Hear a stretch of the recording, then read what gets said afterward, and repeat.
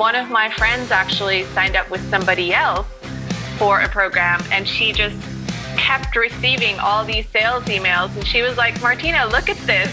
I guess this woman can still learn something from you because you're so perfectionist about doing things right that it really impacted her experience as a customer. It's like, I already bought from you. Why are you sending me sales emails?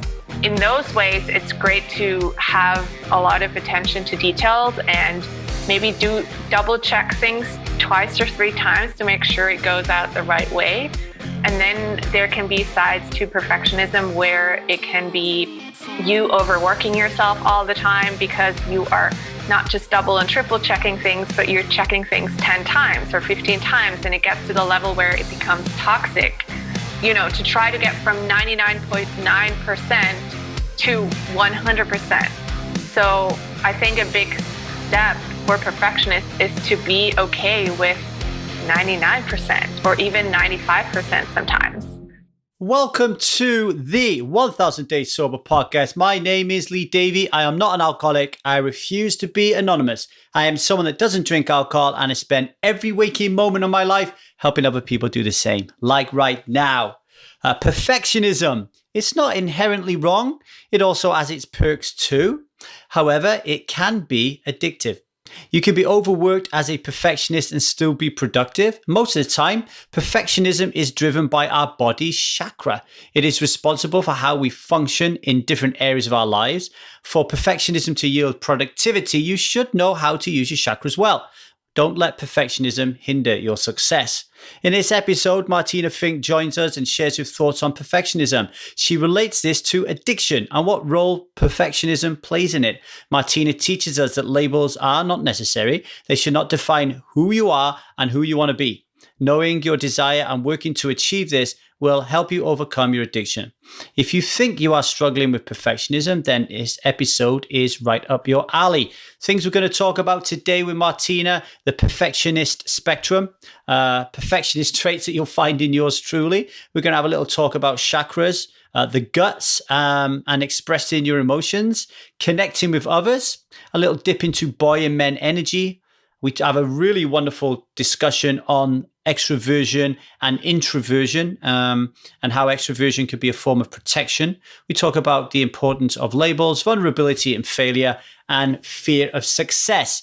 And if you are ever lucky enough to take the Strive method for addictions workshop, our 6 months workshop designed to help you become a conscious human being, free of the constraints of your addictions, then you will be lucky enough to watch a video of Martina talking about perfectionism, because she does one of our guest videos. There are 2 videos in the stuck phase on perfectionism, one where I talk about perfectionism and how it can show up in our life, and one where Martina talks about it. So if you want to learn more about that, get to www.1000dayssober.com and you'll find out when our next group coaching program is.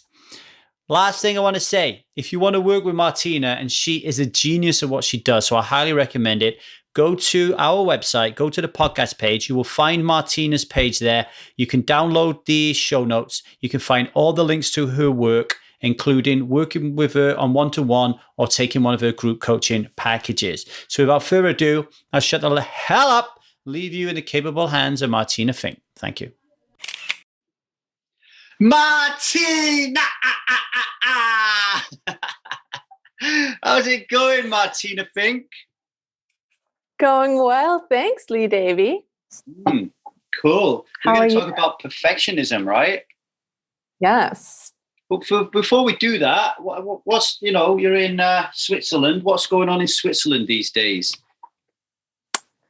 Well, it was snowing the past 2 days, and it was beautiful and white and peaceful, and now it's raining. So tomorrow will be all brown and yeah. Brown and well, I like this. I've only driven through Switzerland to get to the Alps, I think, once, but I was very drunk and can't really remember much about it, which was most of my life up to the age of 35. We're going to talk about perfectionism. I thought that I would start out with a statement and then you can poke it and prod it. So,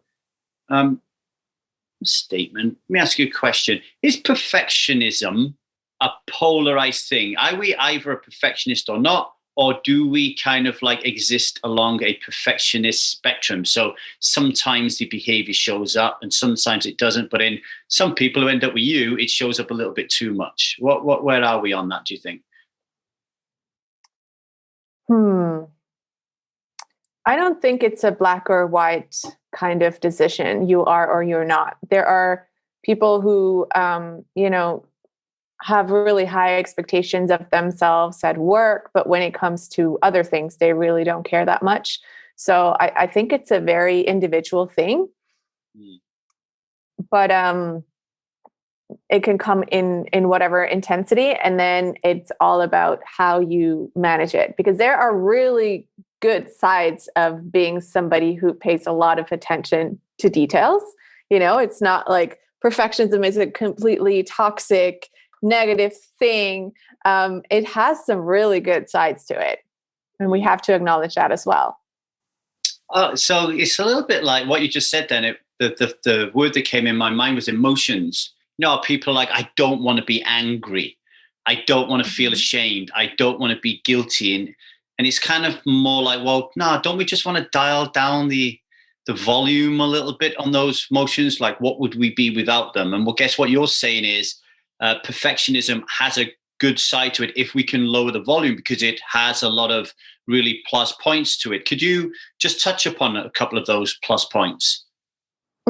Yeah. So for example, in my personal experience, since I am a perfectionist / recovering perfectionist, I pay a lot of attention to details. And for example, with my clients, it is very important for me that they get a really quote unquote perfect customer experience, right? So when someone signs up with me, they no longer get sales emails for another program I'm launching if they're already working with me. Just like a very random example.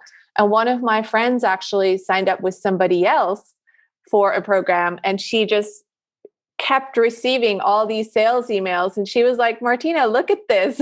I guess this woman can still learn something from you because you're so perfectionist about doing things right, that it really impacted her experience as a customer. It's like, I already bought from you. Why are you sending me sales emails still? So in those ways, it's great to have a lot of attention to details and maybe do double check things twice or 3 times to make sure it goes out the right way. And then there can be sides to perfectionism where it can be you overworking yourself all the time because you are not just double and triple checking things, but you're checking things 10 times or 15 times. And it gets to the level where it becomes toxic to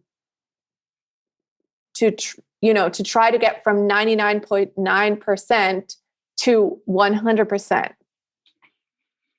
So I think a big step for perfectionists is to be okay with 99% or even 95% sometimes. Does perfectionism sometimes spill into OCD? I think it can.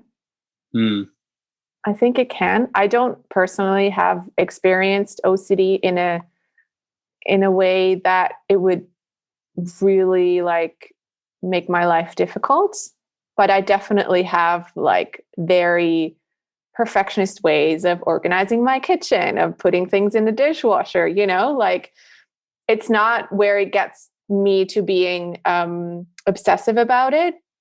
But I do notice how I have certain thinking patterns in my brain that just work a certain way. Yeah. Okay. I asked that because my sister has OCD, and I can see how perfectionism and OCD are very different, but I could also see how there are traits that are present in both. Almost like this.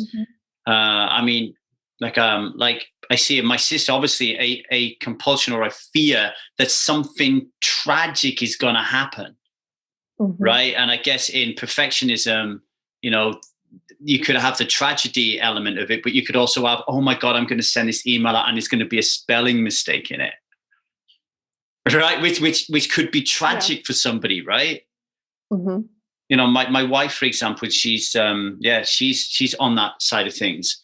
I'm going to check things 10, but I'm just kind of like, just fucking get it out there. And if someone tells me there's a spelling mistake, I'll rectify the spelling mistake. But where you've worked with me for quite a bit now, do you see any perfectionist traits in me that we could talk about, that I could be, oh, well, I didn't know that, and then we could talk about it, and then maybe segue into addiction?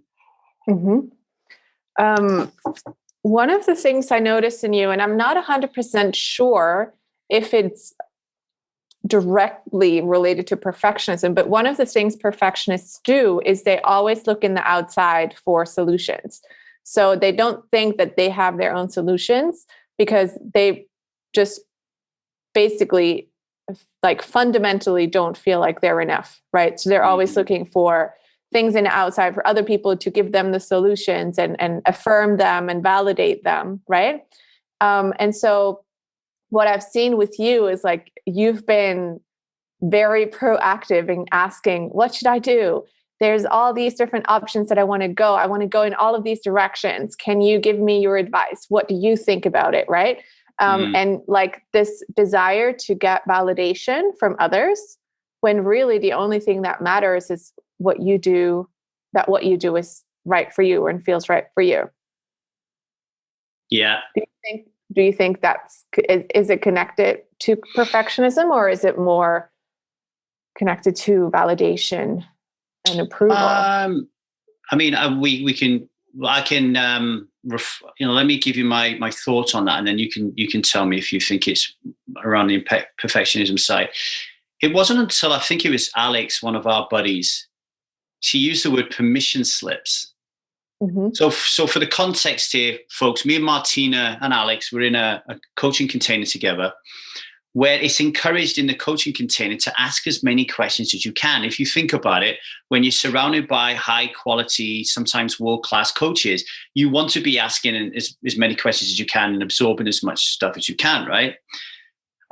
However, what came to light was I asked a shit ton of questions, right? And the feedback that I started in the beginning, people would answer them. But then after a while, people would say a couple of things. One, Lee, you're asking the same question. That came up a lot. And then when people got to know me better, and I think they felt that they could, point out my blind spots. It was like, Lee, you know the answer. Why are you asking questions for that you know the answers to? And Alex used the word permission slips.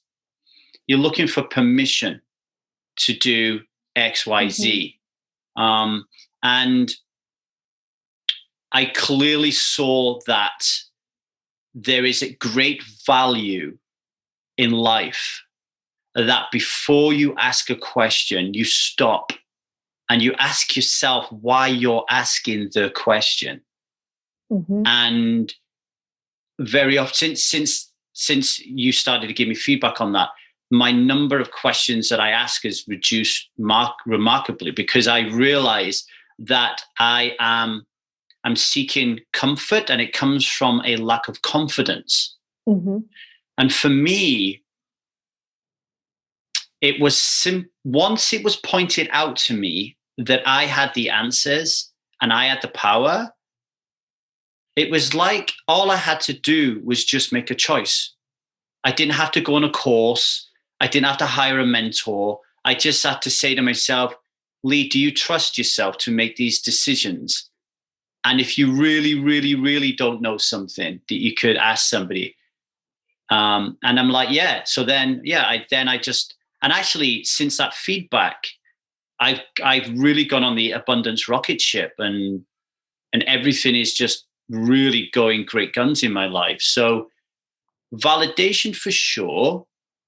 I'm not sure if it's, I don't know, you're the expert on this, not me, but I cannot be afraid of making mistakes, because I do so much stuff this risky and without thinking it through. And so I don't know. I think it's more validation, more external, the outside in kind of mentality. Yeah. And I do think it's connected to fear of failure. but probably in a different way. You're doing so many things. You're not afraid of failing and like, doing something wrong. But what you might be afraid of is what are people going to think if you fail?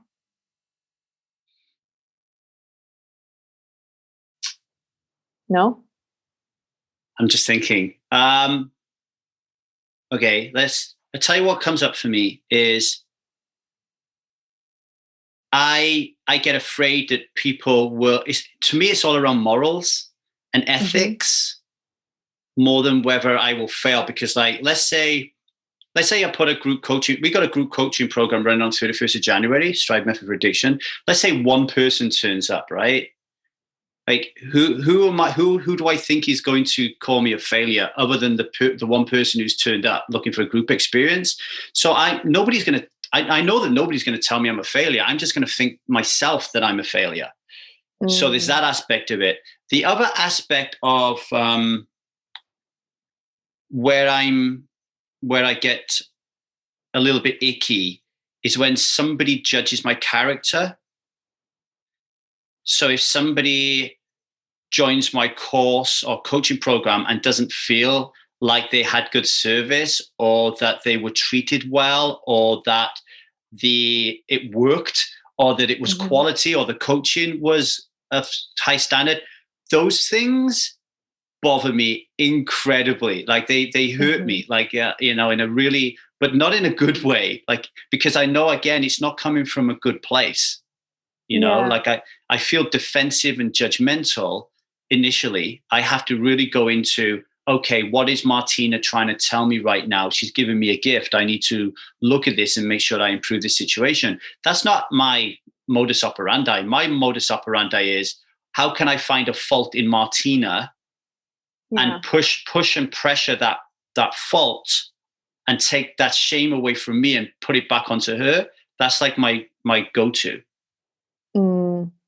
Yeah. And it's so normal to feel this way because we grew up in a society where we don't want to be responsible for the things that we do wrong. And also we want to be loved. Like that's the ultimate reason why we're on this planet is we want to be loved. We want to love and we want to be loved. So when somebody gives you a negative feedback, it hurts because it's the opposite of love, right? And you have probably poured so much support and love into this person and they're not seeing it. But really what we need to remember is also that there can be very like neutral, factual feedback, and we all make mistakes and we all can do better.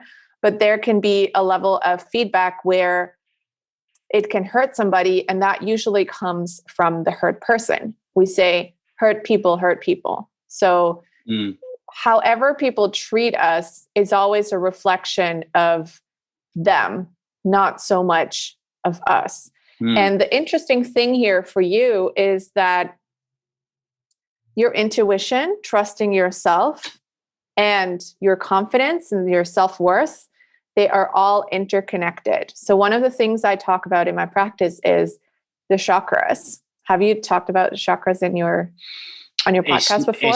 It's not something that we've talked about on our podcast. No. So go for it. I'll give you a short explanation. The chakras are energy center that go from your tailbone to your crown. So along your spine. And that's kind of where prana or chi or like life force flows through your body. Like that's what gives us the life energy, the vitality that we need every day to operate with our bodies and with our energy.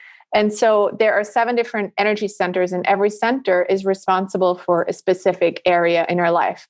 For example, the simplest one to explain is the heart chakra. So we have an energy center in our heart space, and that's responsible for love and relationships, for, you being somebody who gives, but also receives energy and love and service and everything from others. So there is this even exchange. There should be an even exchange of giving and receiving, right? So when we are somebody like a people pleaser, which a lot of perfectionists are, we have a tendency to overgive. We're always there for everybody. We don't have boundaries. We always support, and like that's me. You know me. I am one of those people who still need to set some clear boundaries, and so that creates an imbalance in the heart space in this heart chakra, which then causes a blockage in the space in your heart space, which means that you are getting out of alignment, out of balance energetically. So maybe you're feeling depleted. Maybe you're feeling, emotionally drained. Maybe you're feeling empty. Maybe you're feeling frustrated because you keep giving and you're not receiving enough, right? So that's just to explain one of the centers. The one I want to go into is the second one, which is located in our sacrum, in our lower belly, and that is the space where we store emotional trauma, or generally emotions. So anybody who experienced trauma in your life, which everybody has, no matter how big or small, right? And we don't process that trauma, then it's stored in our energetic body. And then we also say we have a gut feeling, which is in the same area of our body, which is where the gut is located, right? So the gut feeling gives us this intuitive feeling of, oh, something feels good, something doesn't feel good. Now, somebody who has experienced trauma and hasn't processed the trauma, then has a blockage in that energy center in your lower belly, right? And then therefore you cannot really trust yourself. And therefore you also have low feelings of self-worth. That's why validation from other people becomes so important. And that's why, for example, in your case, you keep asking all these questions because your own intuition isn't strong enough. You don't trust it enough. A lot came up for me then. Yeah, a lot came up. A lot came up for me then. I'll scattergun them back at you, right? One of the things that come up for me was my gut. Wow, my gut is the most focused part of my body. Like if I'm going to talk about any part of my body, it's my gut. Like if back in the day before I did the elimination diet and everything flattened out, the one thing that I would complain about all the time was my belly and my gut. Yes. I find myself, even when we're talking, my gut tightening. Right, my stomach is tightening, and then I'll realize that actually, I don't know, like 30, 40 minutes could go by, and I've been in this kind of like tight space in my gut. I have lots and lots of issues with my gut biome. Right. I mean, linked to antibiotic use when I was younger and alcohol and all that kind of stuff. But I have lots of gut issues health wise. So there's all that kind of stuff. The other thing that I thought about was the power of stories. So as human beings, we are storytellers supreme. That's what makes us like the apex kind of like king of the world, right? Of all the animal kingdom. And we can use stories to really positive effect. Me and you do that in our business in order for us to help change people's lives. But I just thought of something is the stories that we create to create a veneer of confidence, which you tell so effectively that you even believe it yourself. Yeah. So what I'm thinking is you're pointing out how I operate is this has definitely happened, that you go 100 miles an hour, putting out content that you know is not as tip-top as it can be. Your book is not as good as it can be. The podcast with Martina is not as good as it can be. The blog posts are not as good as it can be. Is that a protection against if it was as good as it could be, and somebody pointed out that it was shit? Holy fuck, right?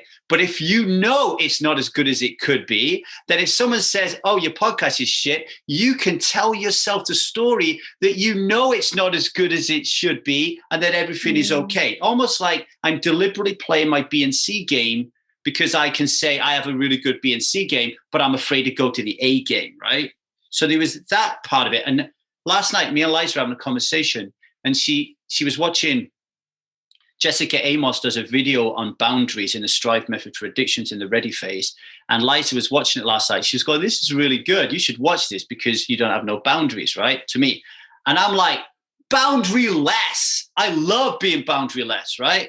But that in itself is a story. It's a protection mechanism that says, you can't criticize me about my boundaryless state because I am loving it and I am owning it. That is an upper limit problem. I'm afraid to have boundaries because if I have boundaries, I don't know, I feel like I'm a little bit kind of constrained. And then all of a sudden we come into this validation issue. So, feel free to jump back in on those kind of things. There's a lot going on here. So let's talk about the first one, which was your gut. It actually doesn't surprise me that you struggle with that. Another thing that's truly important about the gut and the sacral chakra is our gut is the organ for our body to let go the waste that we don't need in our physical body, right? So a lot of people with low self-worth issues and trauma experiences have digestive disorders from, IBS, constant diarrhea, constant constipation, whatever it is. And it is because you're not letting go of something. So your physical body is struggling to let go of the physical waste. And it is because your energetic body is struggling to let go of the emotional waste, right? So whether that's holding on to a trauma that you haven't processed or emotional baggage or a relationship issue, or even just, low self-worth issues, which always come from some sort of trauma, because I have yet to meet a baby that is born and is not self-confident. Like that does not exist, right? I got a 4-year-old. Yeah. Yeah. And it changes that usually the confidence issues in a healthy child, I would say, gets impacted by the time they go to school or kindergarten or somewhere, around that age. But before that, a healthy child is just like, hey, I'm hungry. I need food. Hey, I'm crying. I need a hug. Like they don't care about what you think of them. They're just confident and do whatever they need. And then over the course of our lives, we get all of these experiences that influence how we see ourselves and view ourselves. And so then we hold on to those experiences because as a society, we also learn that it's not safe to express emotions and that we should be happy all the time. And that the goal of life is to be successful and to make money and be happy. And being happy, which leads to the second thing where you were talking about story, And so most of the time we are wearing a mask because we want to be someone we're not. We're pretending to have it all together. We're pretending we don't have problems, right? We're pretending we are healthy and we have this perfect life when really on the inside, we're probably heartbroken or sad or frustrated or disappointed. And we have this emotion that we don't want to address, because addressing emotions is you're giving up control. A lot of people, perfectionists, want to be in control all the time. And that means, okay, let me wear a mask and control my emotions. I want to cry. Let me put on my mask so I don't need to cry. And when we do that, we are truly avoiding what is actually there, which is a feeling. And a feeling is nothing dangerous unless we attach meaning to it. So if we say being angry is a bad thing, so we don't want to be angry, we avoid it. What happens, it just gets stored in your sacral chakra. It just gets kind of other layers of, trauma and emotional baggage gets kind of clumped up in your body because you're not expressing it. And therefore, it's so much easier to put on the mask because you're still in control. I'm just putting on the mask. I'm controlling my feelings, because what if I don't wear this mask and I allow the feeling to come up? What if I get really crazy and throw a plate on the wall? I don't know. People are so scared of what might happen if emotions come up or when we allow emotions come up. And nothing can really happen if you don't judge yourself. And that there is the primary reasons that people drink alcohol. And I'm talking about the primary reasons that people listening to this podcast drink alcohol. Is their emotions get to a state that is amplified to trigger the desire to drink alcohol in order to get rid of that emotion, whether that, whatever that emotion is. So, super important to understand this aspect of I think it's in conversations with God, like thought is the beginning of all creations. Then comes words, then comes actions, and then comes your feelings. And I think it's Joe Dispenza then who ties that all together and says, once we give a thought and an action an emotional stamp of approval, your body or your brain is like, okay, that is one I'm going to remember. Like I am going to remember this rule because it's now laden with emotion. Like this memory is definitely, it's going to be like you walk into a bar, I'm going to give you the chemicals that you need because you've basically, it's almost like, it's like ingredients, isn't it? It's like, I get Green Chef delivered to me at the moment. It's great. Like the food comes, it's in boxes. It's all pre-done. I could just like cook it and follow the instructions. It's like our memories, our little Green Chef packages. And we know, like tonight now, it's going to be Japanese vegetable fritters. Japanese vegetable fritters are going to release a certain amount of neurochemicals in my body to make me feel good. It's good, like me. So it's like when you walk into a bar, if we've told ourselves that, through thought, words, actions, and feelings, that this is going to be the most incredible, beautiful, nurturing, connecting, incredible, amazing experience, then the body's going to want to give us that neurochemical signature that matches it, and then store that. And the next time we walk into a bar, it knows the recipe. So what I got this guy, I'll talk about this client of mine, because he's a bit of a perfectionist, actually, so we can help him if he's listening to this. He's actually going through this at the moment where he's got to like 30 days without drinking for the first time in so long. And what he's done is he's removed himself from the environment completely. He's gone from like one country to another country to escape his environment and the people that he hangs around with, right? And he said that the other day he was on a boat and everybody on the boat was drinking. And his recipe that the subconscious pulls out is we need to drink now to enjoy ourselves. But there's a disconnect because through my program, that recipe doesn't exist anymore. He has a new one that says, no, I can communicate and have fun without drinking.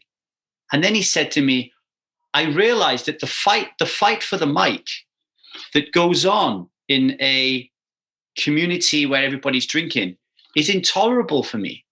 He said everybody was cutting me off. Nobody was listening to me. And I walked to the edge of the boat and just stared out into the ocean thinking, what the fuck am I doing here? What am I doing here? Now, that doesn't mean he should drink to join in with the other people. It means he needs to look at that situation and go, holy shit, drinking is disconnecting because everybody is being self-centered here and I can't connect with these people. So I need to find people who don't drink and really have a good time. And boom, now he's going to create a new recipe. And the old one, it doesn't disappear. It just gets pushed further back at the back of our memory. I don't know if you wanted to comment on that at all. Yeah, I think it sounds like he's ready for another boat. Yeah. Get off the speedboat and get on a little fishing boat.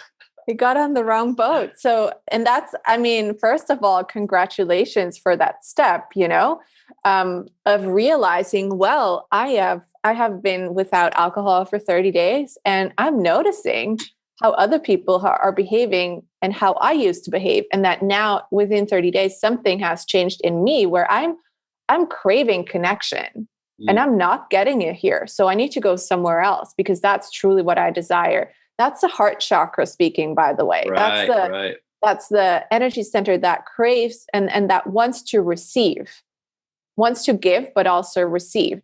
And so he notices what I desire to receive. I'm not getting that on this boat with people who are drinking. The other thing I want to say is that we are always the average of the 5 people we spent the most time with. So if I started going to a bar where everybody gets drunk, let's say I would go there every week, I would naturally become that kind of person because I surround myself with these kind of people who do these kind of things. So if you want to create different and healthier habits, you need to look for the people who are also doing different and healthier habits. And that's probably why your program is so successful, because everybody wants to change and is supporting each other with, yes, we can talk about the same struggles, but we can also talk about what we desire. And so you create a new environment around yourself that then creates it, like you are becoming the average of a new level in life. And this is where the perfectionist in you can stop you from getting on the other boat, because the perfectionist in you wants you to be liked by everybody. And now all of a sudden you think, and this is so important, folks, you have created a perception that everybody likes you when you drink.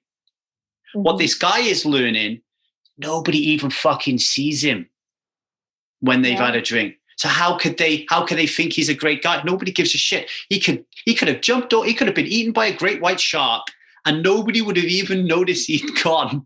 Yet he thinks when he drinks, he is like the soul, life and soul of the party. And for me, I believe that is so tragic. It's so tragic that we are lost in that kind of illusion and all this storytelling that allows us to wear so many masks that we really don't know who we are.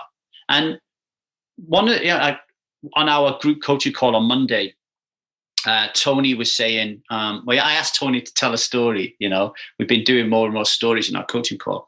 And he said something along the lines of, he's in like a WhatsApp group with all his buddies, right?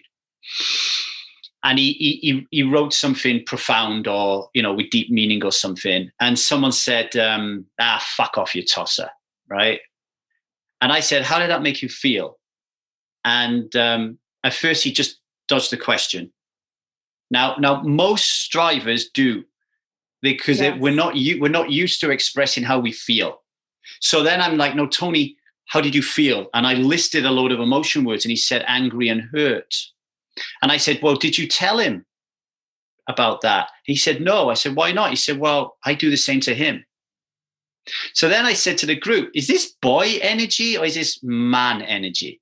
And everyone's like, boy energy, right? So I'm like, Tone, do you want to be a boy or do you want to be a man? So I want to be a man. Well, guess what? If you're going to hang around with boys, you're going to be a boy. And if you hang around with men, you're going to be a man. And at the moment, because you're hanging around with boys, you're behaving like a boy and you're getting that back. So you're stuck in that kind of that cycle. And I think there's a link here. Let's see. This other guy I'm talking about who was on the boat, one of the things he said to me was, I used to think I was an extrovert, Lee, and now I think I'm an introvert. And I hear so many addicts say that when they get through it. Is there something there with these two stories? Like this guy wanting to be in the boy energy, and I call him extroversion energy. This guy thinking he's an extrovert and now suddenly think he's an introvert, and perfectionism. Is that tied in there somewhere? Is there something there? I'm not sure. But I actually want to challenge the boy and the men energy, because how you were explaining it, it sounds like boys are very direct and just say what, like, don't really care and just say what they think. And men are like, allow themselves to feel. And I think that in itself is the biggest problem in today's world for boys, men, and girls, women, because we all, growing up, we learn to not have emotions, to not allow emotions, to not cry. Like my neighbor, the oldest, she's 7. She just got into school this year. And one day she was crying in school because something happened and the teacher told her not to cry. Like, don't ever cry again in school.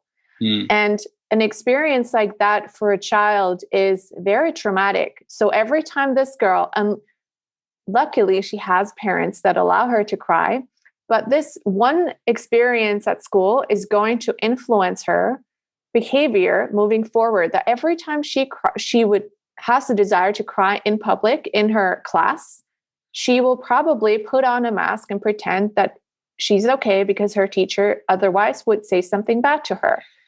And the same happens with boys.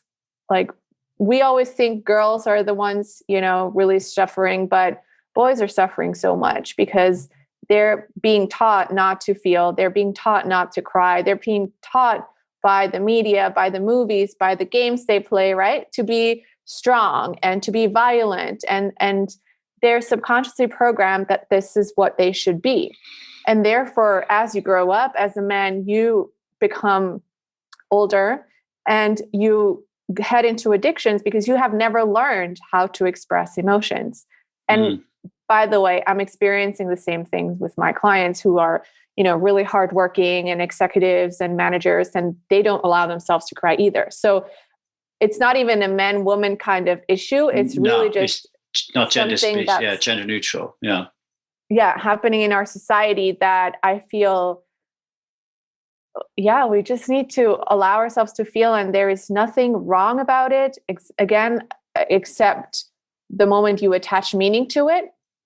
And there's actually a documentary, I don't know if you've seen it before, it's called The Mask You Live In or something like that. It's about this exact issue of men growing up and having to quote unquote man up and be strong, and then how that kind of leads into a lot of issues with violence and addictions and drugs and alcohol and all these kind of things. So I think you would actually love it. I will. So we never learn how to express emotions. And when somebody asks you, how are you feeling? You're like, yeah, I'm good, all good.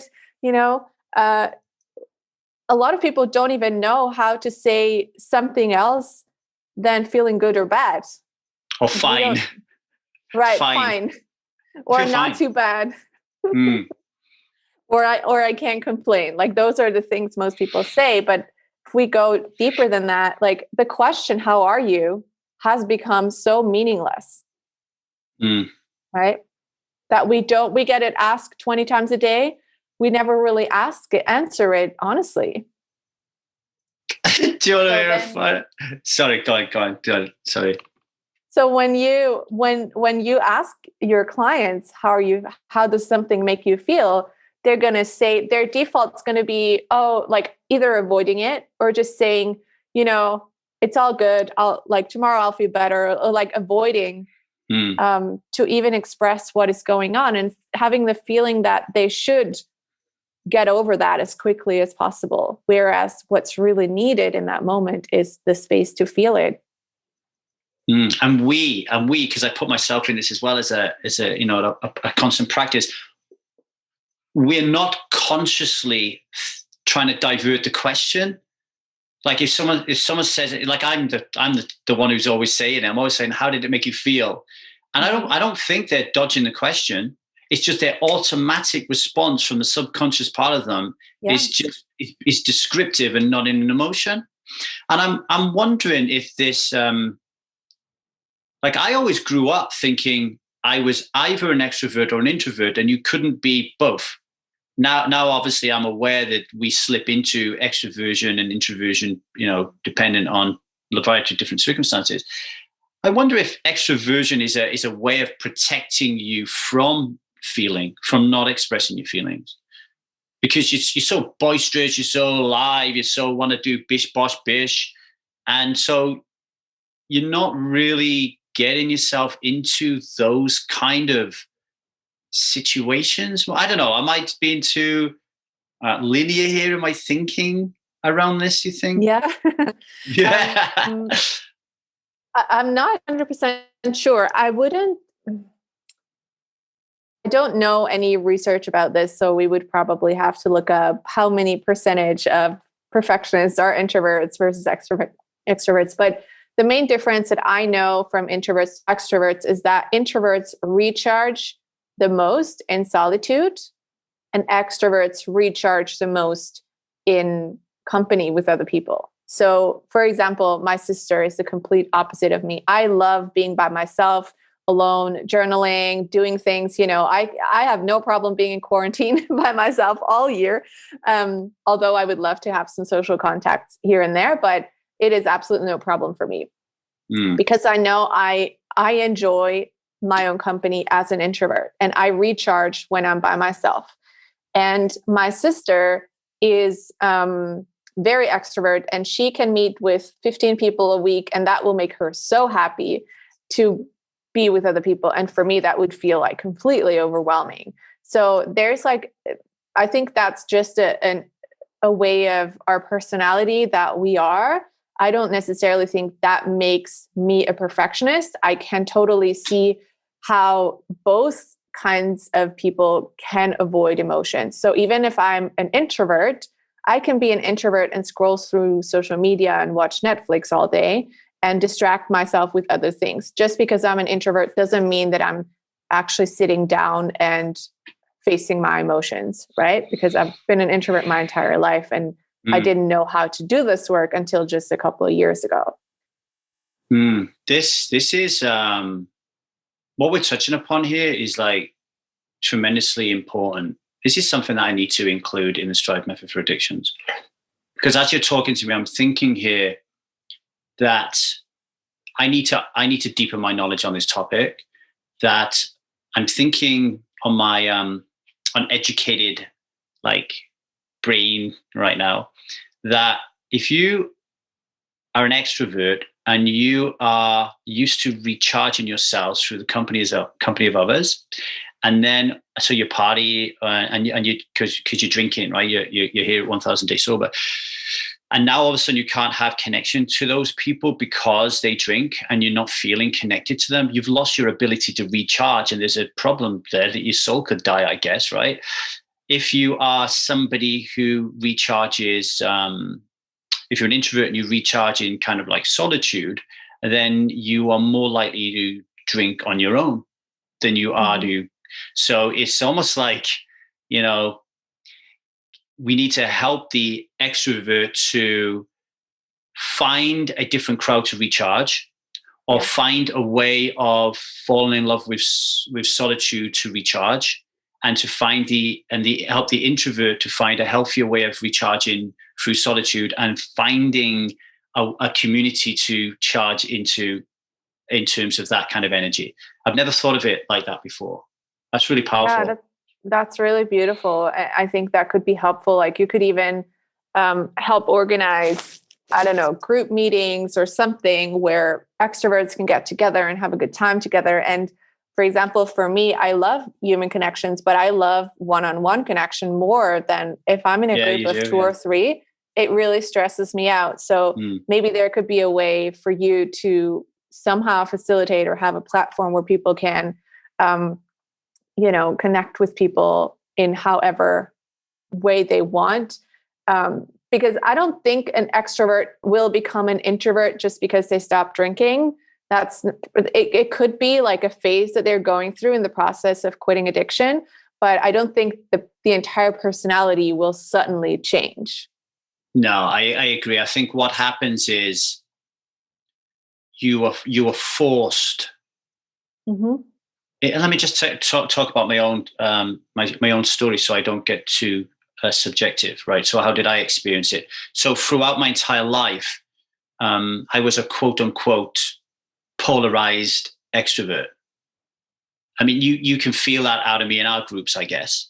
Like I'm loud, I'm boisterous, I'm trying to crack jokes all the time. My wife says I just kind of like overpower her. She has to say, overwhelm her. She has to say, Lee, just leave me alone. Like you're just too fucking much. You're Jack in the Box energy. And I guess I never realized that is how I would get charged, right? And then I stopped drinking, and I'm like, I don't want to hang around with these fucking people. And I think what happened to me was I then started to fall into solitude and to go, oh, what's this like? And I liked it. Yeah. So because I liked it, it helped me to stop drinking. And I think some people, they go, oh, they're not even thinking about the process, which is why something like a Strive method for addictions is important, and a community is you realize, oh, I don't want to hang around with these people anymore. And then you're forced into solitude, not trying to choose solitude, and you're not really experimenting with it. And you've got all these feelings and thoughts of loneliness, disconnection, outside in thinking, everybody, I need people to validate me. So you're not really giving solitude a chance because of all these kind of stories that are running around in our head. So that's definitely somewhere where we do help people with that in our overarching theme, but not specifically focusing on this extroversion, introversion question. So I know that the client I'm talking about right now, for example, I know from my conversation with him that he's thinking to himself, oh, I'm an introvert because I don't like hanging around with these people. But I think what he's missing and I haven't picked up in the coaching is, no, you really need people to charge. That's how you've been doing it. We just need to find you more people. And we can also at the same time grow a healthier life of solitude for you. Yeah. And we often want to put labels on everything. So I'm an introvert, I'm an extrovert. Yeah. In the end, it doesn't really matter. Are you introvert, extrovert in this situation? Does it matter? No, it doesn't. What matters is what you desire. So do you desire to be around people who are healthy and uplifting? Yes. No. Do you desire to be alone? Yes. No. Like he will know. And that's the gut feeling again that we need to strengthen, right? That intuition of knowing that you will know what you need if you allow yourself to listen. And whether you're an introvert or an extrovert, I think healing can only happen when you create space. So especially if you're somebody who loves being around people, you will also need to have some sort of solitude to actually connect with yourself and heal. So however you want to do that, you will need that space and time for yourself in solitude on a regular basis in order to proceed and progress in your healing. Yeah, good stuff. When I think about perfectionism, two words pop into my head: vulnerability and failure.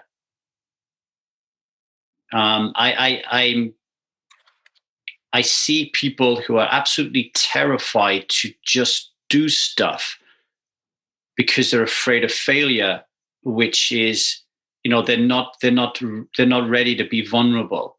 Do you see that in your work? And if so, how does it show up and how do you help them? Yeah. So the vulnerability is kind of what we talked about earlier, like the willingness to actually share emotions, right? And to be open to, just say, things are fucked up right now. I don't know what I'm doing and it's hard.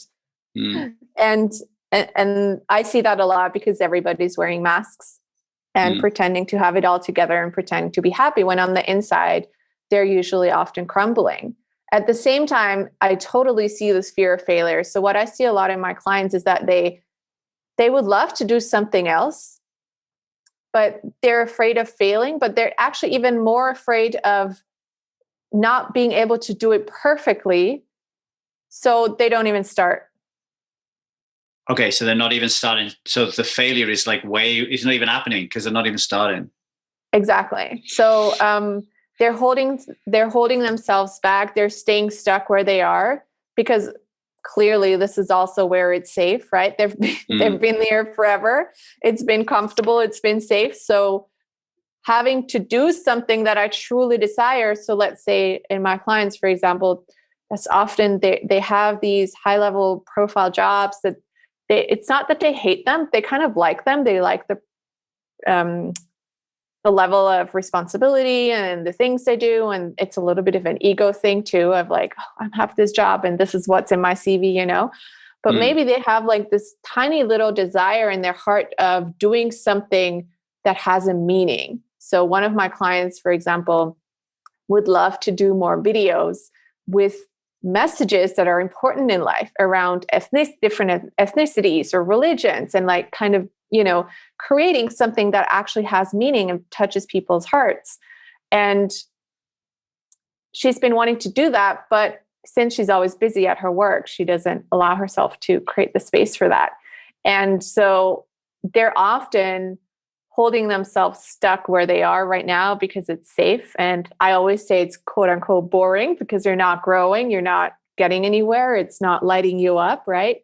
But it's just safer instead of taking the step. What if I quit and then, do this one thing that lights my heart up, and then I can't do it perfectly enough, or it's not going to work out the way I want it to be, or I won't be able to pay my bills from it. So I'd rather just stay here and stay stuck. So I don't think there is specifically a fear of failing when they do things. It's more I think it's more the fear of what if it actually goes right and I will actually be happier afterwards, you know? So you're talking about the polar opposite of fear of success. Mm-hmm. So, like when Gay Hendricks talks about his upper limit problems, it's the problems are all about joy and success. Yeah. Like if I do this and it's going to be success, and again, it's linked to vulnerability, isn't it? It's like, if I do this thing and I'm really successful at it, what are the consequences of that joy and celebration? Especially if you're a It's often perfectionist, also, you know? yeah, and I believe it's also often connected to feeling guilt and shame around the happiness, Yeah. because most people are not doing these things. Like most people have a dream, but they're never getting started, right? So if you get started and you're actually happier than other people, so it's almost like a fear of outshining other people too, and being happier than other people, then I'm gonna feel guilty for having this beautiful, what I call glowing life, when others don't, right? Why would I deserve this glowing, beautiful life and they don't? But I cannot continue living in misery just because of that fear, right? If I never stepped in to my true calling, I wouldn't be talking with you, and we wouldn't be reaching people around the topics that both of us teach. And that is eventually making so much of a difference, whether it's if I had stayed at Apple and was managing a store. All of you listening to this who sabotage your sobriety, timestamp 50 to 53 minutes and listen to that again, because I'll give an example without mentioning any names. There was one beautiful striver who got to like 3 or 4 months without drinking, like her personal best. And everything in life was so amazing. She was coming on Strive every day. This is great. This is fantastic. Everything is wonderful. And then she drank. And then in the interrogation of why did this happen, what came up was, I didn't feel like I deserved to be that joyful. And I think what happened was her husband, while she's flying, his husband's not. And she must be thinking, what is he going to think of me? What, and obviously things are going on here. As she's flying, in the way that I know men, there's some shame thing going on here, particularly if he's still drinking or he's not growing and evolving himself, and he sees his woman kind of grow, like fear of like, is she going to leave me? Is she going to find me unsatisfactory in this relationship, etc. So she's kind of going and she's looking down and she's like, no, I need to go down here, because if I keep going, what if I don't like this guy? What if I need another guy? What if he doesn't fulfill me? What if this life doesn't fulfill me? What if I need to get a job that is going to stretch me? Holy shit, that's too much. I don't want that much joy. Let me drink. And you're straight back down there again in your comfort where you think that, and then the cycle starts again and again and again. So like breaking through those upper limits, like so important. And it got me thinking when you were saying that, Martina, was like how, in a way we could take me, for example, like I know that I have lost myself in work as a way of not dealing with my upper limit problem with my children. So I have ran away, not now, I'm fucking well into it now, but I've run away from my children, because what happens if I feel so much more joy and celebration with my kids? Like, what does that mean? It means that the thing that I think like I need to be spending my time, I can't do that anymore, right? So there's an issue. So it's almost like you could use perfectionism as an excuse subconsciously to run away from a really important area of your life. So you could say to yourself, I need to do my work, but everything needs to be perfect. So I need to spend more and more time doing it. And that conveniently means I cannot be a mum, or I cannot be a dad. Do you see that? Yeah, absolutely. I see the overworking piece everywhere in my clients, of course, from like the point where the first thing they do in the morning is check their emails. The last thing they do is like scroll through their inbox laying in bed. So it's that false perception or expectations that you have of yourself of like, I have to be working, because if I'm not working, I'm bad at what I do, and what are people going to think of that? But it's also the sabotaging behavior of like, what if I actually didn't work and just sat on the couch and did nothing? But since I have this long to-do list and all these projects going on, I cannot just sit on the couch because I would feel guilty. Or if you have a relationship that isn't getting the attention, right? You're not used to spending time with your partner. So what feels safe is just working all the time. And it's almost like the comfort zone is like what's around you, right? And working less would mean you're leaving your comfort zone. But then you have this rubber band that keeps pulling you back all the time. Like, no, come back. It's safe here, right? And so therefore we fall back into these habits of just working all the time because we don't know what to do with ourselves if we had more time. It's I have this client, and it's a sex thing around perfectionism.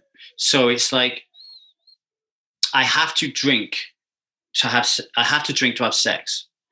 I need to be hard. I need to like last like fucking hours. And if I don't do those things, I'm a complete and utter failure, and I won't even go there. And what I see is an upper limit problem of what would the joy and love and intimacy and connection and eroticism be like if you didn't drink? It would be magnified 100x. If you think sex is like your number one thing, this guy's like, sex is my number one thing. So if you were to actually amplify all those things without drinking, you would get what you want. But to get what you want, you've got to stop drinking, which is a massive upper limit problem. You've got to be able to go into bed with a woman, be limp, and be vulnerable enough to just deal with that shit, and to trust that the woman's not going to go ha ha ha ha. That she's actually going to have in that moment some compassion for you. You know, if you're picking the right woman, et cetera, right? So, and again, it's like an upper limit problem. And he keeps saying to me, I'm a perfectionist. That's what he keeps saying to me all the time around this sex issue, you know?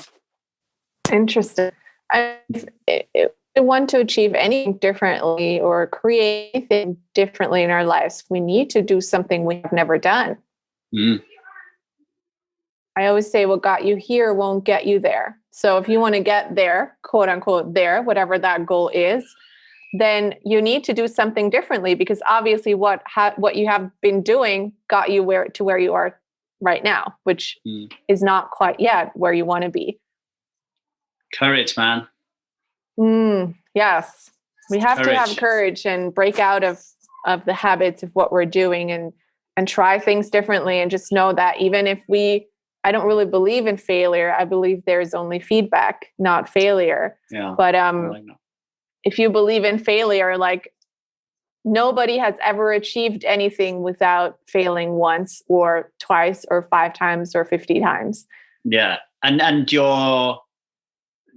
imagine the more that you succeed, whatever your metric is, the more you have to quote unquote fail, right? So like if you really want to achieve your dreams, then you've got to fail a fuck ton, right? Or you've got to get into situations where you're getting a lot of feedback. So you need to be vulnerable to accept that feedback. And one of the things I love about you, Martina, you know, like, is you're not afraid to give me to point out my blind spots, which is feedback, right? From a place of loving kindness. And I know you like that as a coach, which is why I would love working with you, and I advocate everybody else does as well, you know. So it's been beautiful talking to you. I've really appreciated it. Folks, if you want to work with this wonderful person, Martina Fink, because I have no idea when this podcast is going out because I am clueless, go to www.1000daysober.com. Somebody smarter than me would have created a podcast page. You will get all of Martina's links to social media, to all her work. I know she does group coaching programs. Occasionally she does personal coaching.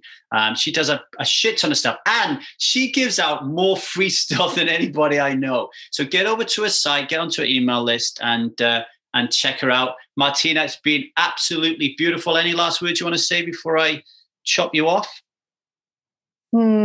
Last word is just please remember that you are enough the way you are right now, that whatever you desire in your life, you can get it, you can do it, and you don't need anything or anyone. Of course, we can always use help, but you are enough. And yeah, just keep going, get your glow up, let perfectionism no longer stand in your way, and yeah, create that life for yourself that you dream of. Thank you, Martina. Until next time, yeah? Take care. Thank you. If you want to be somebody that doesn't drink alcohol or recover from any other addiction, improve your relationship with yourself and those that you love, or just want to learn to live a more conscious life, then here is what we can do to help you at 1000 Days Sober. Number one, we have a Strive subscription service, okay? So you pay a monthly fee, you come and join us, you come into our community, you get access to all our Marco Polo groups, you get access to our Kajabi group, you get access to content that you will not see in the public sphere, mainly by yours truly, but by other people in my network of friends as well. What else do you get? You get access to a weekly coaching call with myself, so you can get coaching, a one-on-one coaching with me on that weekly coaching call, and you get money off various different workshops and invites to lots of other free stuff. So that's our subscription service. You could do group coaching programs, okay? Right now we have 2 group coaching programs, both called the Strive Method. The first one is addictions, okay? And they last for 6 months.